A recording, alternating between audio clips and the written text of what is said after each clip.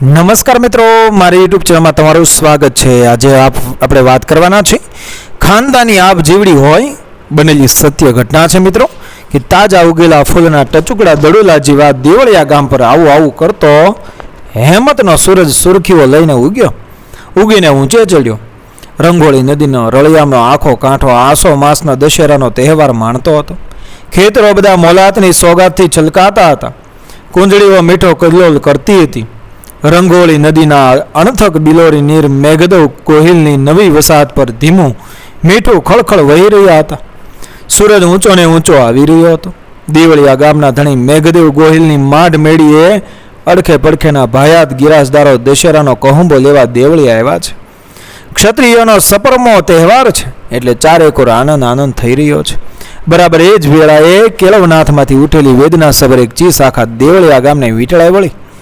આધેડ અવસ્થાની એક મહિલા અંતર વલોવતી છાતી કૂટતી દોડી આવતી હતી। બાપુ મેઘદેવજી!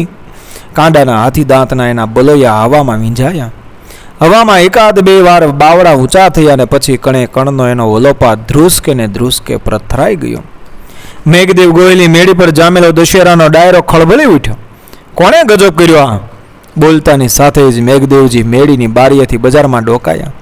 એ જ પળે 16 વર્ષની ઉંમરનો ધમેલા તાંબા જેવો એક ફરફરિયો જુવાન ઘોડા પર રાંગ વાળીને ભાગતો દેખાયો।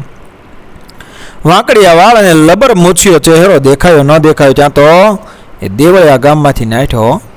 નદી કાંઠાની જાળીમાં એની ઘોડી અલોપ થઈ ગઈ। બાપુ મેઘદેવજી!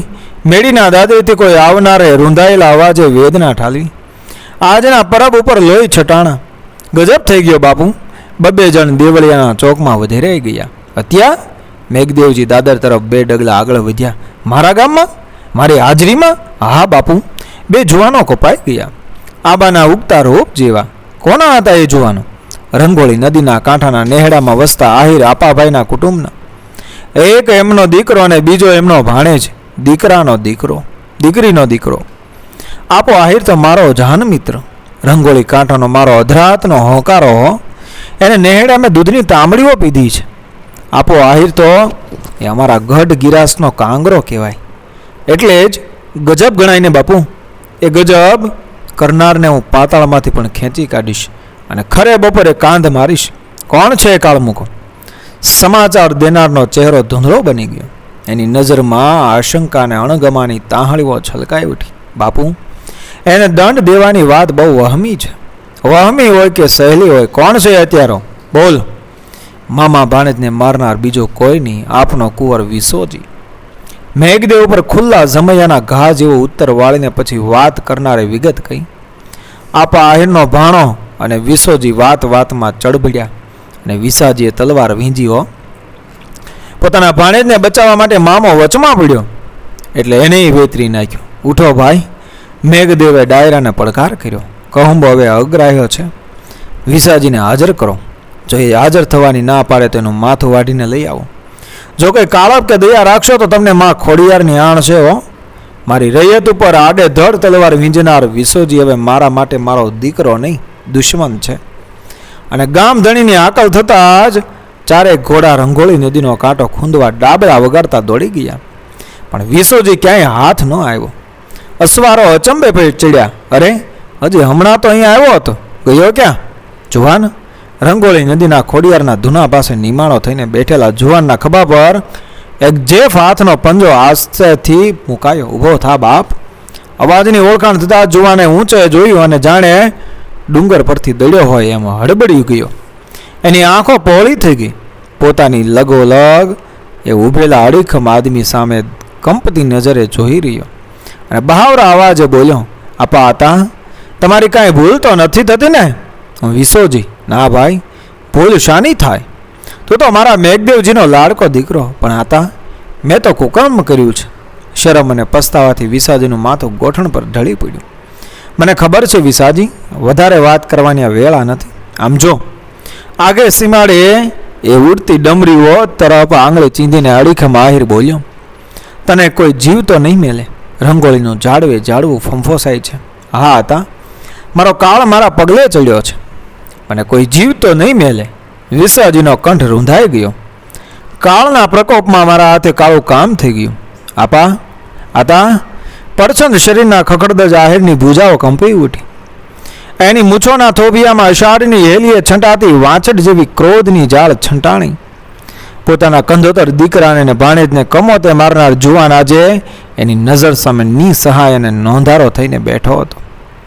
ચપટીમાં ચોળી નાખતા કેટલી વાર લાગે.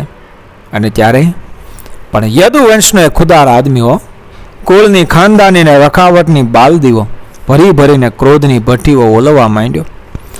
વિસાજીના બાપ સાથે દૂધની તાહળીઓ ભરીને પીધી હતી. અંજલીઓ ભરીને કહુંબા માંડ્યા હતા. બાથ ભરીને એકમેકને ભેટ્યા હતા. રખાવટ અને જૂની ભાઈબંધીની આ પળે ખરી કસોટી હતી. હું તો તમારા દીકરાને ભાણેજનો હત્યારો. વિસોજી ધ્રુજો, સંભારમાં. વિસાજી, હવે સંભારમાં. વૃદ્ધ આહિર પોતાના ઓખાએ પગરખા સુધી અરવ ધ્રુસી ઉઠ્યો. વડલો ફાટે એકવાર એનું કાળજું ફાટ્યું, પણ વળતી પડે એણે પોતાને વશ કરી લીધો. હવે વધારે લોહી નથી રેડવું. જુવાન વિસાજીને બાવડેથી પકડીને આગળ વધ્યો. પોતાના નેહડે લાવીને નાની એવી ઓરડીમાં એને પૂર્યો અને બહારથી સાંકળ વાસી દીધી. વિસાજીને કોઈ આંચ ન પહોંચાડે એ માટે પોતે હાથમાં ડાંગ લઈને ઉમરા આગળ બેસી ગયો. આપા હતા. ઘોડેસવાર આપા આહિરના નેહડે આવીને ઊભા રહ્યા. વિસાજીને કાંઈ જોયો? મારા દીકરાના હત્યારા વિસાજીને? હા હતા, એ ક્યાંય જડતો નથી. હું પણ એને જ શોધું છું ભાઈ. આહિર ગંભીર થઈને બોલ્યો. તમે તમારા બારણામાં બેઠા બેઠા ગોતો છો? હા. કેમ? એ લોહી ચાકેલો જુવાન વેર વાળવા મારે નેહડે આવ્યા વગર એ નહીં રહે. ઘોડે સવારો આગળ નીકળી ગયા. ઓરડી અંદર છુપાયેલા વિસાજીની આંખોમાંથી બોર બોર જેવા આંસુ ખરવા લાગ્યા. અરે રે, મેં આવા ખાનદાન ખોરડે ઘા કર્યો? જેના દીકરા અને ભાણેજને મેં માર્યા એ આદમી આજે મારા રખોબા કરે છે. હે જોગમાયા, આ ધરતીને કેવા અણમોલ ટેકા છે. વિસાજી માટે બપોરે છાશ રોટલો અને સાંજે વાળું પીરસતા રહ્યા. પથારી થતી રહી. 3 દિવસ સુધી વિસાજીની સરબરા અને રખોપૂગ ચાલ્યા. રાજની પૂછપરછ કરનારાઓને આહિર ખોટા ઉત્તરો વાળતા રહ્યા. ના બાપ, મારા દીકરા ભાણેજને મારતલને હું આશરો આપું? વિસોજી અહીં નહીં થઈ.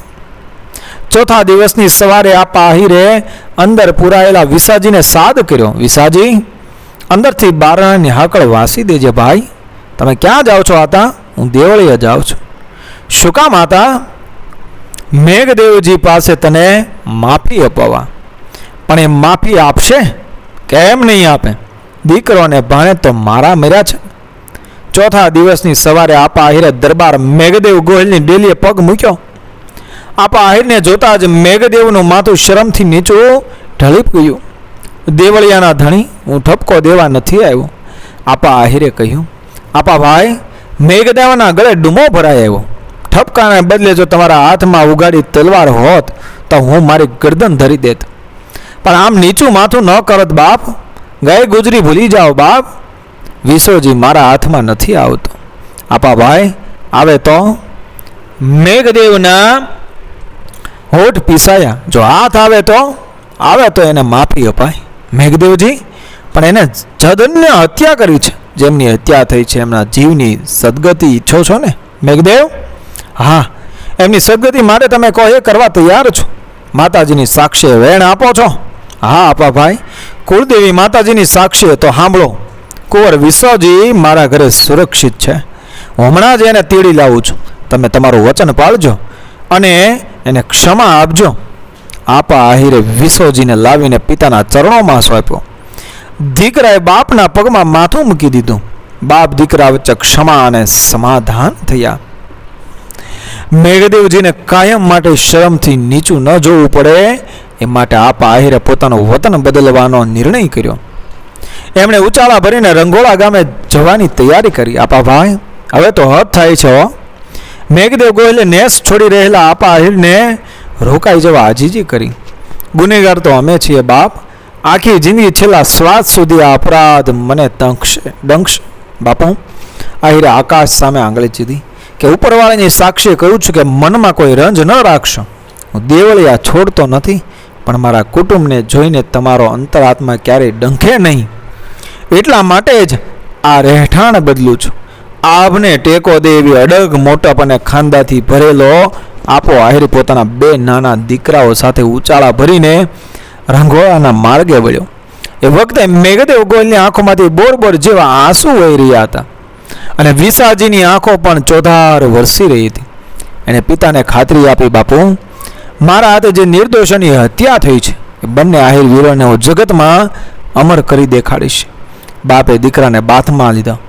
તો જ મારા જીવને શાંતિ મળશે. દીકરા ખરેખર ધરતીને આપ જેવડા ખાનદાન માણસોના જ ટેકા છે. નોંધ છે મિત્રો કે વળતા વર્ષના નૂતન વર્ષના દિવસે મેઘદેવજીના પુત્ર વિસાજી ગોહિલે પોતાના ગઢ સામેના ચોકમાં સ્વર્ગસ્થ બંને આહિર પુત્રોની ખાંભીઓ સ્થાપીને પોતાના હાથે સિંદૂર ચડાવી પૂજન અર્ચન કર્યું.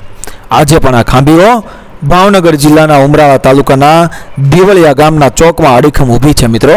અને દેવળિયાના ગોહિલો દર બેસતા વર્ષે એમને કહુંબો ચડાવે છે. ઘટના સમય ઈસવીસન 1841. મિત્રો, વિડીયો પસંદ આવે મારી ચેનલ સબસ્ક્રાઈબ કરો, ફોલો કરો, શેર કરો. મળી આવી જ ઘટનાને આપણા ઇતિહાસ સાથે, આપણી સંસ્કૃતિ સાથે આગળના વિડીયોમાં. જય માતાજી, જય મા ભવાની.